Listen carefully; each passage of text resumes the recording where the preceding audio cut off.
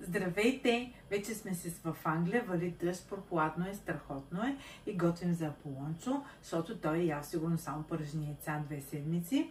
И искам да ви покажа престилките, която моята приятелка Гери от Фръцвата ги шие специално за мене. Тук още не са готови обаче. Тук ще има надпис Sweet Way Bakery.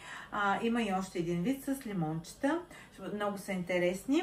В завършен вид ще ги видите, може би, някъде към септември месец, но да ви се похваля, всички много ги харесват. И сега готвим. Готвим пилешки бутчета, като пилешките бутчета са в хладилника, отивам да ги взема. Ето ги пилешките бутчета, които съм ги мариновала 20 минути в малко соев сос, чесънче, лют пипер и черен пипер и сол. Тук в тенджерката, в тавичката, в тигана, най-накрая съм си загряла олио. Вие си загрейте каквото искате, с каквато мазнина работите. Няма да спориме сега, кое е здравословно, кое е нездравословно. Вижте обаче пилешките бутчета. Тук им отрязах крайчица от кокълчето и така ги нарязах и ги мариновах. И сега започваме, ще ги изпържиме, ама то олиото ми не е готово. Още ще ги изпържиме леко от двете страни.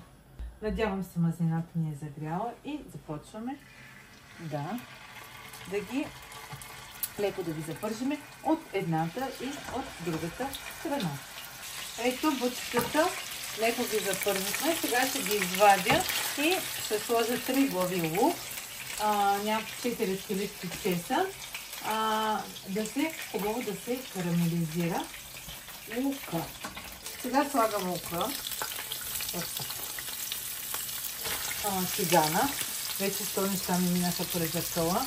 И да ви кажа, днеска чак на касата се чудех какво да кажа, благодаря ли да кажа, thank you ли да кажа, съвсем ми се объркаха на всичките тези езици в главата. Слагаме и 4 скелетки чесън. Аз слагам две по-големи и карамелизираме. Ето, лукът ни е готов и сега връщаме пилето в тигана. Значи тенджера ми е, тава ми е тиган, докато ми дойде на акъла.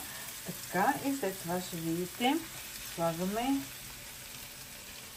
пиленцето върху лукчето и Аполончо ще го изненадаме с нещо ново и нещо интересно. Аз един път направих тая манджа, обаче я забравих и то бе станало на въглен ток, много я бях забрала. И изсипваме 330 мл газирана вода. Моята е половинка, ще оставя малко накрая. Така, сега ще посоля и захлупвам с капак. Ето, манджата ни е готова. Вижте, така, както хубаво се получи. Сега изключвам котлона, поръсвам го с една специална соус с поправки. Така, и също слагам отгоре магденос. Сега ще го пробвам, да видим става ли или не става за ядене. Много е крехко.